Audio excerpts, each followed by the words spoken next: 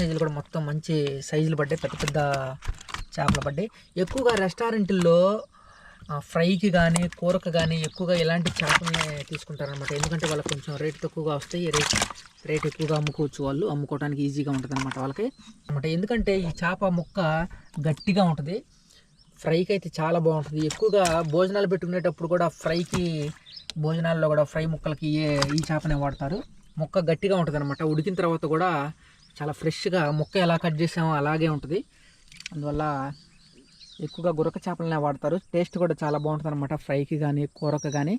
Okay, hello friends, ఎలా ఉన్నారు? నేనైతే చాలా బాగున్నాను. మనం ఎప్పటిలాగానే కృష్ణానదిలోకి అయితే వచ్చామన్నమాట.